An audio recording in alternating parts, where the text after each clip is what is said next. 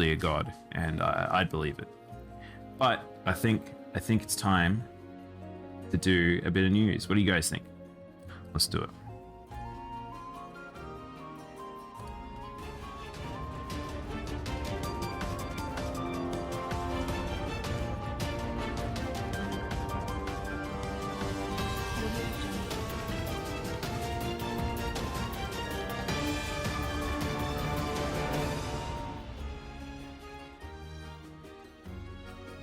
All right, it's time for the weekly news. It is May the 7th.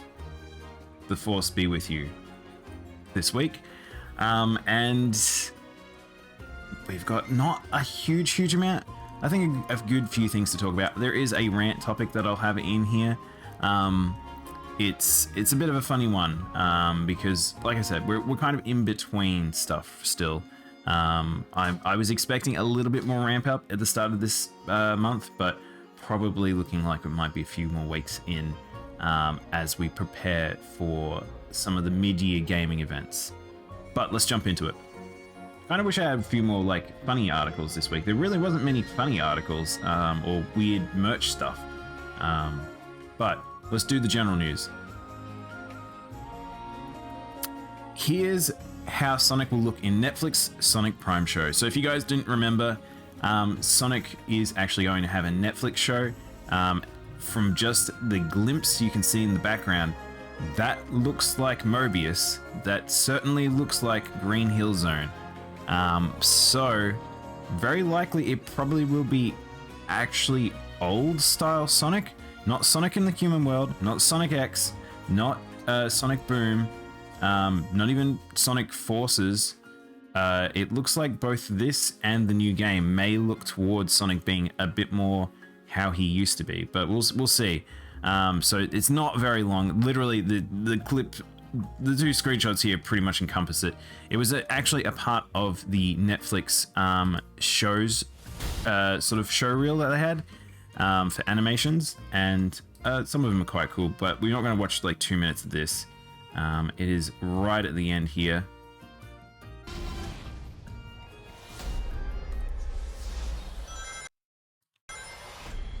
I know what you're thinking. I'm good and powerful, apparently. Jealous? That's pretty much it. There he is. Funny thing is, I don't like this attitude of Sonic. I still am not a fan of this weird, like, cocky Sonic. I feel like it is very much inspired by like the old American cartoons, which I'm not fully into, but I mean, it's there, and we'll slow it down. Really doesn't show too much, but you can clearly see that it is like Green Hill Zone. Sonic is collecting rings. He has got his Sonic CD Turbo feet. Yeah, it's really weird people talking about how like Sonic's like the hot goss right now, and it's weird that I'm playing it. Maybe that's why I am playing the games, because it's just in my mind, because it's just in culture at the moment. But it is just very funny that we're just getting a lot of Sonic right now, but still don't know if Sega is necessarily cashing in. That game that comes out really needs to be something special, I think. But yeah. Certainly is Sonic, and am I crazy, or is his hands really small? Or is that hand way smaller than that hand? Wait, what? This hand looks really small, that little hand looks bigger. I don't know. Anyway, I don't know if that show is going to be any good. Sonic Boom actually had pretty decent humor, and I think it worked for what it was. Like I said, I think Sonic can be malleable. However, it is one of those things where I'm not sure the traditional Sonic works very well in a TV show unless you do essentially like the Sonic Sat AM style like silliness. Why does Sonic have mutant eyes? I don't know. It's just the desired red. I don't know. It makes him very easy to draw, to be honest. You just give him one big eyeball, and then you just pop some pupils on him. But he looks very flat on his eyes, that's true. The voice sounds more like Sonic to me than what Ben Schwartz gave us. I mean, it is. This is Sonic's voice actor, I'm fairly sure. That sounds like the modern Sonic to me. Yeah, we have an opportunity to hear Devin Christian Mack, the voice actor of the character of the new show. Is it? I'm assuming this is the guy. Let's have a look. IMDb. Is he the modern Sonic? Go hang on. Behind the voice, Sonic.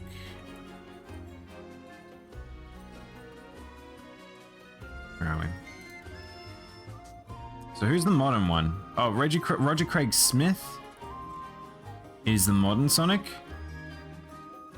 Devin Mack. So this is he. Actually, I didn't actually realize it was different. That actually, I just thought that was Roger Craig Smith for a bit there. Didn't really get to hear a lot though. But look, this boy's look. He's done Sonic for a long time. Oh, it's Lego. I was like, what is this curse thing here? But he's done it since like ages.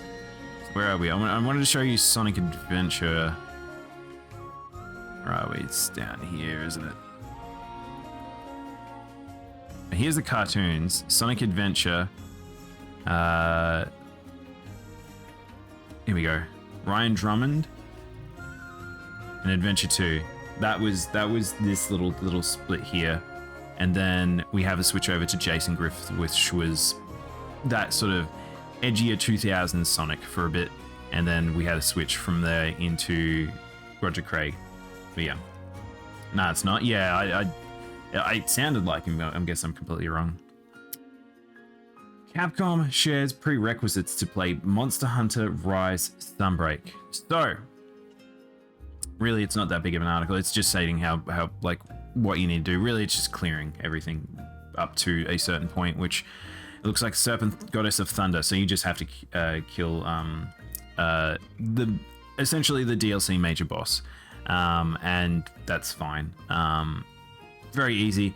But the big thing that came out also with this is that also the size of the game is quite large. It is 13 gigabytes, which is the same size. I think it might be a little bit bigger than base Rise, which means that there is going to be a lot of additional assets.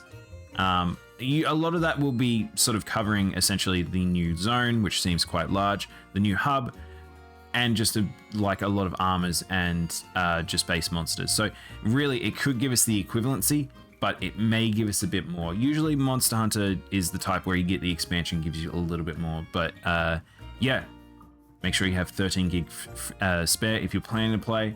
I know I'm gonna have to clear up some space. Maybe I need to get a new SD card for my Switch, and because I think this will pretty much stay installed on my console for its lifetime.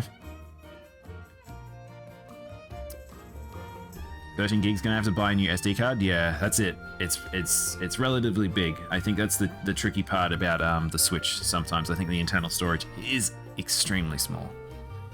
Near Reincarnation with Final Fantasy XIV crossover characters and date revealed. So I've stopped playing Reincarnation very heavily. I will return to it at some point, but this game got very stale very quickly, I would say, unfortunately. The gacha system was not super rewarding, but I'm looking forward to the new story updates and some bigger events in it. It will probably be a game I check in every few months, but I kind of want to play this one because there is specifically an armor set for a character that is straight up my class from 14. So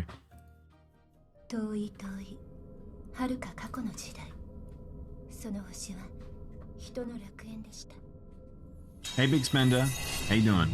Welcome in now. Also, Al, happy birthday. I saw you were going to do a birthday stream, but I wasn't able to attend it. But yes, the revealed classes are White Mage, Dark Knight, which is mine. Look at that sword. And the Dragoon. So they're not too crazy, but they pretty much match up with the 3 units in Reincarnation. But Look at how good this looks. This is the game, by the way. This is a mobile game. I thought, when I saw screenshots originally of it, I straight up thought it was 14 fighting Hades. So Hades is a boss at the end of Shadowbringers. Oh my god, I didn't realize this. Holy shit. Hades actually is a character story we're gonna get? I might have to play this. Okay. Hope you're having a good birthday, Al. Get some food in you. Eat this Moogle. I'm sure they're pretty tasty. But yes, I'm looking forward to this. So this is coming out on May 10th, which is pretty soon. So I might have to go and reopen Reincarnation. I'm probably very far behind, but hey, if I've got to wean myself out off one gacha with Yu-Gi-Oh, maybe I could put myself back onto this one. I'm so bad. Now, I should pair this with the other Sonic news. Sonic the Hedgehog 2 becomes the top grossing video game movie of all time. Now, this is something that we know is going to happen with movies just because of how everything is. Any media, the ongoing process of newer things coming out will always gross higher and higher and higher as we go forward. That's why the games industry makes so much bank these days. But video game movies, they have had more as time going on. However, this particularly has been interesting because of the fact that it made more than its prequel to some quite a margin. So it's rare for a sequel, let alone a video game movie sequel, to make money, and this is done very well. So I expect us to get a third Sonic movie, which, if I were to say is an appropriate thing, I think that Sonic getting a trilogy of movies kind of makes sense. Having Sonic 3 and Knuckles, maybe we can get like 4 movies where it's like it's actually an additional onto the previous one, a sequel, as it were. But it's congrats to them. I mean, I think the design change did a massive thing. I don't think the first movie necessarily warranted a second movie, but the second movie looks genuinely a lot more fun. I kind of can't wait to watch it at some point, but I've heard some good stuff about it. I don't think it's groundbreaking, but I think people enjoy it. Don't eat Moogles? What do you mean? What do you mean, Thomas? What do you mean? When me and the group of movie buffs talked about this movie, we knew it would have done better than Sonic 1, but didn't expect to do as good. Yeah, I think the fact that I'm very pessimistic on sequels, let alone sequels for movies. A lot of the time they don't make more money. This one made a lot more money than I was expecting because I think the previous one just hit sort of like culture in the right way. Like, I think it hit the gaming like side of it quite well. I think it hit general quite well, and it's a kids movie, so I think it worked in that sense. I am curious, like, what the division of box office sales were, like how many of are actually adults that are wanting to see a video game movie, or if it's actually a lot more children, but we'll see. Possible third movie will... Oh, Kit Coffee VT, welcome on in, thank you for the follow. Possible the third movie will introduce Shadow and Rouge because of fan service. It would be a smart move. I think if you're going to go through generationals of Sonic, if you're going Sonic 1 and then that's just Sonic, fine, and then having Tails on the teaser, that's Sonic 1 and 2 covered. Sonic 3 with Knuckles, fine, that works as well. That's like that sort of ends off that generation. Jumping into the next lot, if you don't have Amy, Shadow, or Rouge, that's a bit weird. I mean, I want Big the Cat, but I don't think we're ever going to get Big the Cat come back in any form. But, you know. Cats can't eat Moogles? Wait, wasn't Shadows in the movie yet? No, he hasn't. Not yet. I think very, very likely he will be at some point. How's the news going? Good. We've just started. It's not a too heavy a news day, but there should be some fun things to go through. Introduce Rouge. Birth a new generation of furries. It will happen. It's going to happen.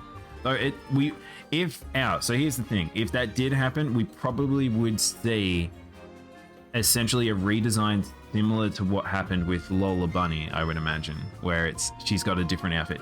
But I mean, they've changed Rouge quite a lot. Rouge has had heaps of different designs, and I think she sort of became like she wears like the sort of the skin tight bodysuit thief look. I think became a thing for a bit. I don't know what she looks like in the most modern games, but so Big the Cat. We got Die the Cat. Just paint me purple, make me big. Maybe that's what I should change the Sonic Adventure thumbnail to be. All right, here's my big news for today. This is the one I was looking forward to. So this dropped recently. Final Fantasy 16 latest trailer is already completed and is coming very soon. Yoshi P has basically stated that the game is mostly done. So if we remember talking about the rumors from, I want to say like a few months back, that the game actually was way further in development than people were thinking, this is seeming like it's moving forward very quickly. I think they're really trying to avoid Final Fantasy 15 again, because both 13 and 15 were internal disasters in terms of development. I think that they're trying to avoid them again. As much as 15 sold well and they keep milking it dry, they do not want to have that happen again, I don't think. And the engine that they're working on, which is the upgraded version to the 15 engine, very likely is lending a lot of it, because the groundwork is set. And Yoshi P is not the type of person to just rework systems over and over until we see something, I don't know. Until we see something essentially unmanageable, essentially. I think he's going to keep it on track. So I'm very excited for this. This will be a very, very cool trailer. I think that the lore and the universe is shaping up quite nice for this game. I think it's very much more traditional Final Fantasy, which I'm more into. But it is curious to see how this is going to go, because it does look like it's going to be a lot more of a single character focused experience, which 15 tried to boast it be, but I don't think it did a very good job of it. What they need to do is steal the Kingdom Hearts battle system. I think they partially might be in some ways Red, if you've seen how they've shown off some of the combat system, but at the same time, I don't really want that. I think it looks more proper action game. It looks like Devil May Cry. It looks like Bayonetta. And I think if they do that, that's a ballsy move, because that's very inaccessible for a lot of players. They'd need to find a way to balance it. And I would be very excited if they went really hard on the money for that, but I don't think they will. So we can keep an eye out for that. Look forward to that. I'm excited. Any announcements? Actually, there was a couple of announcements. I'll start with the disaster piece that is Warcraft Arclight. All right. So you guys probably saw on Twitter and Discord me talking about this one a little bit. I can't believe, in a sense, that this is happening. At the same time, I now understand why this is happening. So, Activision Blizzard, all stuff happening is just relative to them right now. However, they are currently having a wind back of essentially their teams from working in various different projects, whether it be Heroes of the Storm, Hearthstone, even Overwatch to some degree. Apparently that team's got partially dismantled. World of Warcraft, StarCraft doesn't exist anymore. Like, all of those things have accumulated to, like, they've kind of got this weird state of things just being made in the background. Hopefully Diablo comes out all right. I'm very excited for Diablo, but wow, I'll tempered expectations. Diablo, I'm excited, but this is kind of not what I was expecting. If you don't know, Activision basically owns Blizzard, but they also own, I think it's King Games, which I believe is the company that makes Clash. It's either Clash Royale or Clash, whichever, Clash of Clans. I forget. Basically, we have a clone on our hands, and Warcraft fits for it. If you've ever played Warcraft games, particularly Warcraft 3, you know there are a lot of maps that are associated essentially to these styles of gameplay. So Warcraft, it isn't far removed from this. I think this makes sense. However, I would say that this is a weird venture for them. I think this is just them trying to just make mobile money, and they've got this as their new mobile game. So there is a trailer. I think this is the trailer here.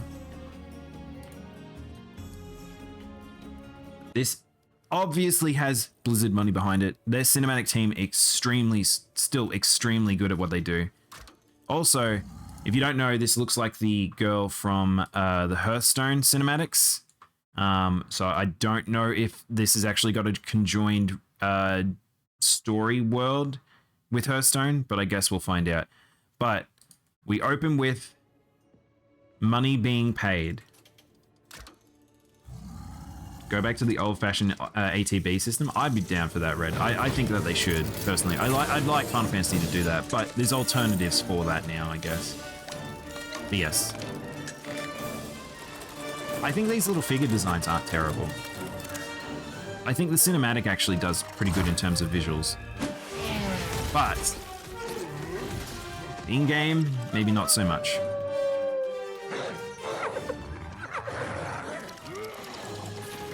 It's a very strange style for Warcraft. Warcraft always has a very cartoony sort of aesthetic to it. And I think that's what makes it stand out in some ways, but I don't know.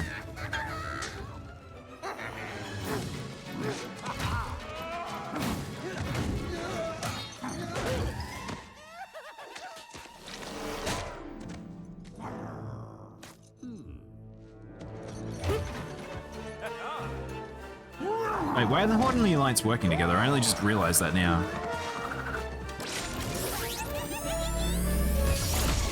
I suppose it probably doesn't matter in this game. I think it's just units.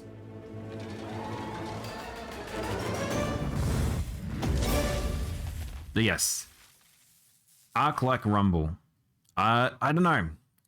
So there is a gameplay trailer. I think it's somewhere in here. It's very much a game that I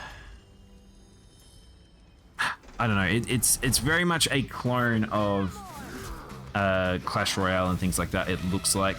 I don't particularly know who this is for outside of mobile players, because it. Oh, also I have to mute this because this is a VOD mute right there. But yeah, I don't know if the visuals are particularly striking, considering we were just looking at the visuals from essentially Near Reincarnation just before, and that looked very good.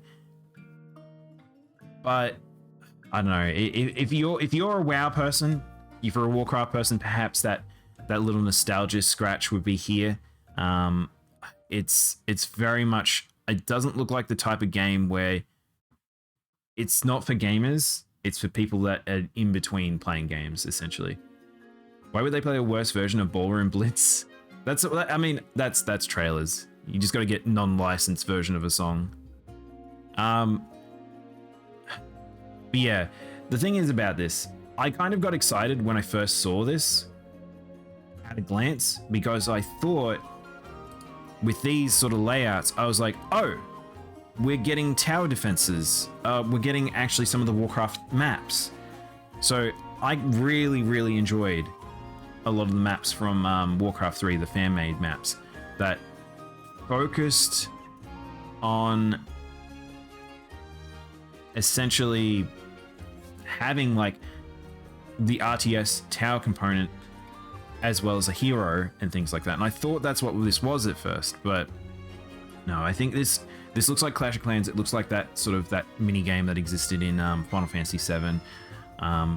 Really, it's just auto units, and it doesn't look like you get a lot of resource. So it looks like a short loop game for phone players, essentially. And if that's what you want, sure. But I don't know how many Blizzard fans will actually pick this up. Hard to say.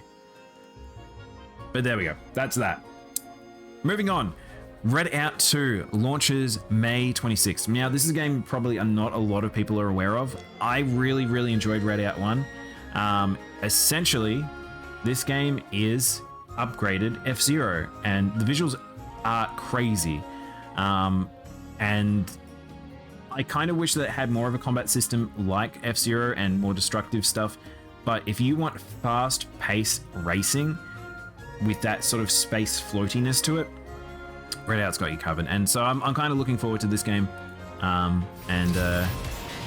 It's, yeah, I'm curious what they will do with the sequel.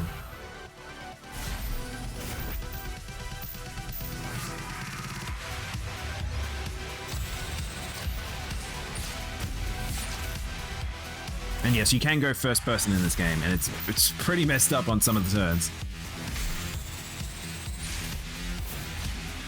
But if you want some of that anti-grab racing, they got you covered. I think the music sounds better. I don't think I really was into the music in the previous game, but this has got a lot more going on in it. Yeah. So this one's been in development for quite some time, so I'm curious what they're actually going to do with it, but looks good.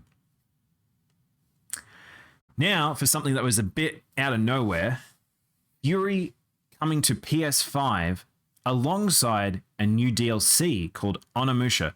So, Fury, I don't believe ever had a DLC for it, and it was kind of a disappointment in a sense because it is a very, very good game. Now, I need to clarify because I want to double check if the DLC... Yeah, okay, cool. I wasn't sure about this. The paid downloadable content on Onimusha and a free update for the existing PlayStation, Switch, and PC versions on May 17th. So we will get it on all other platforms. So I might have to return to this game. But looks like they're actually adding some more stuff in terms of combat systems.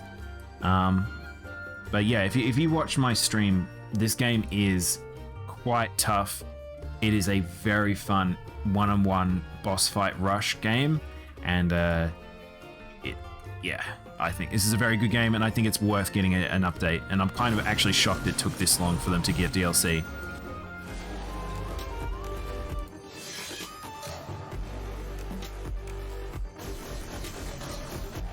It does have a bit of bullet hell, so if you're not really a bullet hell boss fan, it may not be for you. It can be very, very intensive sometimes. So this is just showing off the actual base game bosses. Why does this look... I feel like this looks worse in this trailer than what it does in game, but...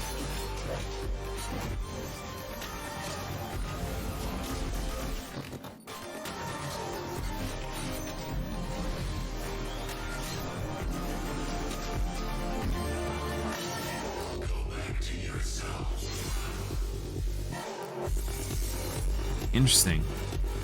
They didn't really show a lot of new in there, but it looks good still. But I'm definitely looking forward to this. So what is this? What was the release date for this? May 17th. So that's not too far away. I don't think I'll stream this. I think this is a good game to play like just in a burst by yourself. But if you're interested in boss rushes, maybe check this out. Events. Like I said, it's that time. Summer Game Fest Showcase has been dated for... Oh, sorry, chat. I'm getting a call.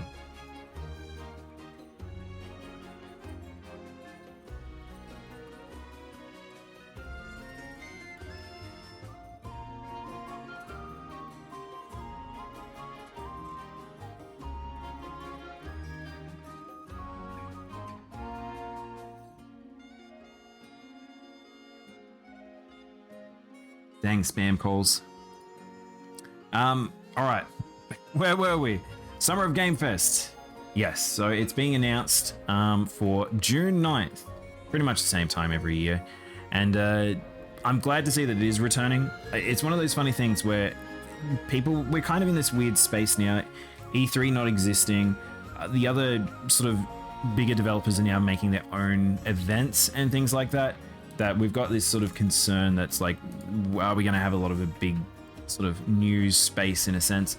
I think it is important that these particular events exist, not just for the AAAs, but for the single A's and the double A's. Like, I think that giving a space where we can just get a blast of lots of stuff and get some intrigue going in the industry, I think is always good. I think these are good hype machines. So I'm glad to see that it is returning. I don't know if we really have much details in terms of actually what is going to be there. It's only a month away, but we very likely will in the next few weeks get essentially more details as things go on. But yeah, I'm looking forward to this. Jeff Niley does have quite a lot of connections. Common controversies. All right, we're gonna enter into the other half of gaming news. New York sues Activision Blizzard over Microsoft acquisition. So, it never ends, does it? City's pension fund and shareholders allege Bobby Kotick rushed the sale to avoid fallout from scandals. So, as we always know, a lot of the stuff that happens in terms of like industries or news or events and things like that is they try to like be in control and they're ahead of the game. A lot of the news stuff is not going to come out right away. Sometimes it can be a lot of fallout, and it sounds like that's what they're suggesting with this one. We knew Bobby Kotick had a lot of shit essentially in this time frame that was going to come out about him, and it's not surprising in a sense that we have essentially now suing happening more directly to that. The weird thing is that it's the suing Activision Blizzard rather than suing Bobby Kotick, who has actually going to be he's probably going to get a clean out still. He hasn't left the company just yet, but he will get a very sizable payout, which we've already heard talked about.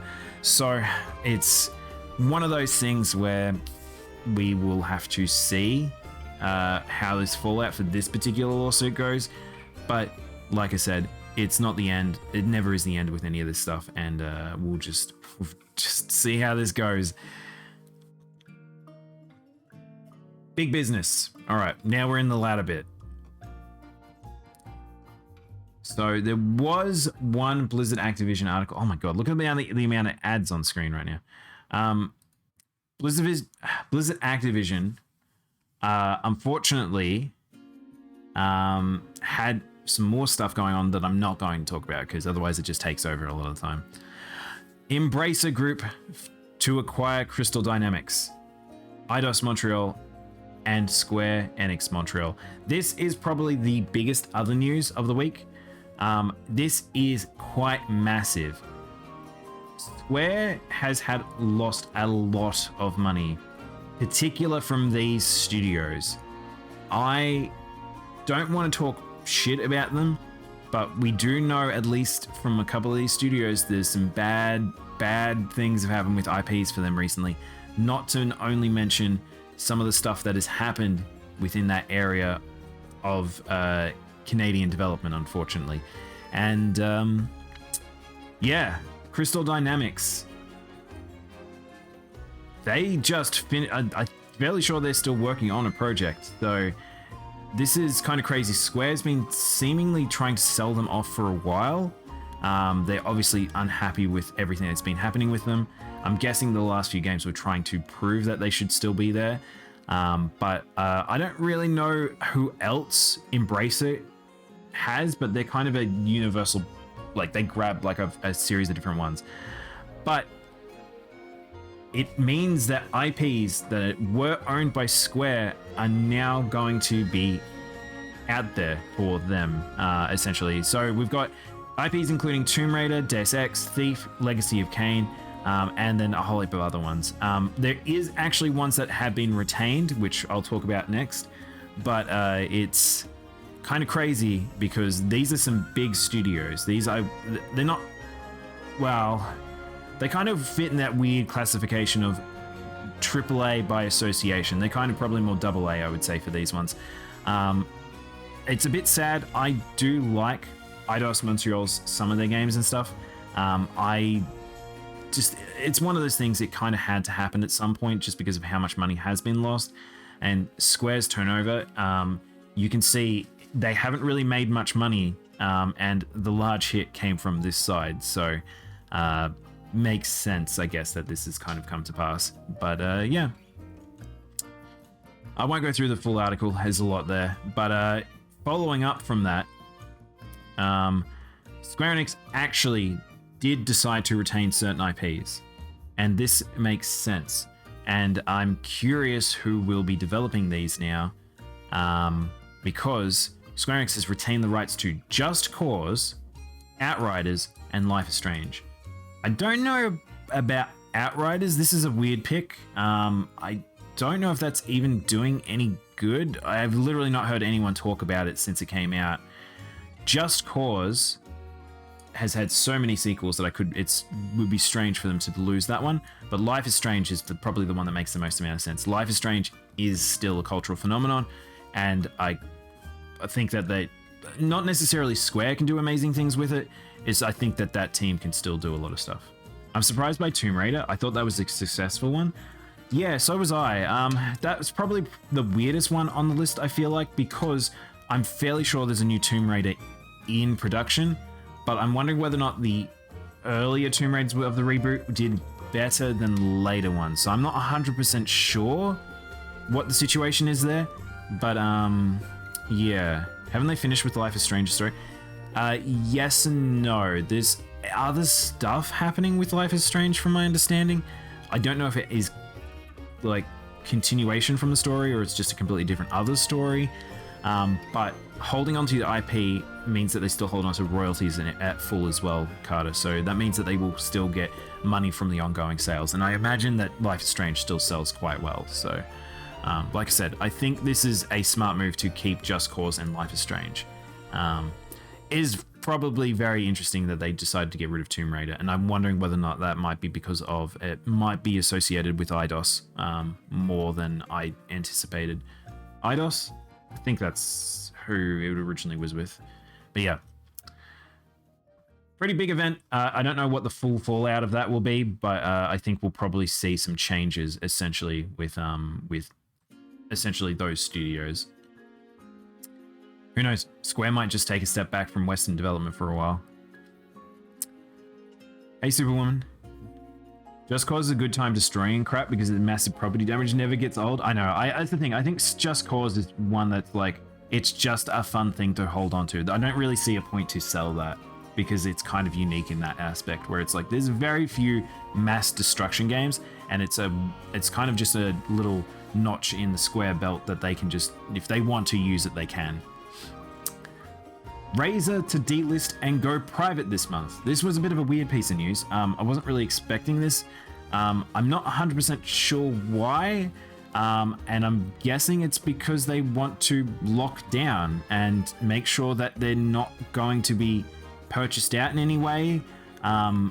They're probably comfortable where they are in a sense, but yeah, this is kind of a sign of what Razer is right now. I think they're established, and I don't think things are going to change for some time. So that's probably what this is. I don't really know specifically a lot about shares and how all that is managed, but I guess this is some way to protect themselves, but I'm not 100% sure why. But Razer's well established now. They're not going anywhere anytime soon, from my understanding. I think I played 3 and 2. I can't remember Just Cause. Yeah, I haven't played. I've only played one Just Cause, and it was quite a long time ago. So I think it was Just Cause 2. And those games are just dumb fun. Like just slapping two things together with grappling hooks and let the physics just go nuts. That's that game essentially, and I think it's very funny. Last piece of news for today. Not a big piece of news, but it's just so you're aware. Tencent's still growing. Tencent never not be growing, and we're at the point where they're now they're moving their way further into Europe. Tencent Games has now opened a Liverpool studio. Again, I'm still not sure I feel completely comfortable with all of this. And interesting that there's no pushback just yet with a lot of this. But yeah, Tencent having a studio in Liverpool makes sense. There is a lot. That'd be a very, very strong place to have a studio. Having a UK-based one or a Europe-based one. I'm actually surprised they didn't end up having one more further into Europe somewhere. But I think because they've got a lot of established American studios now, I think it makes a lot of sense. What games do they do? Anything and everything, Supermon. They're more of a publisher that purchases everything. They are Chinese-based. They are in this weird space where China don't want them, but they do want them, and they're literally just buying everything.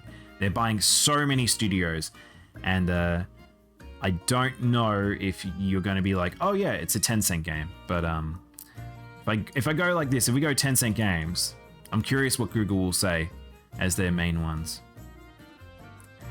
I mean, PlayerUnknown Battlegrounds, but I'm fairly sure they don't even fully own that now. PUBG Mobile, I think, is the one they fully own. A series of different things. I don't know why League of Legends is on here. That's Riot Games. I think this is just games by association, not necessarily ones they own.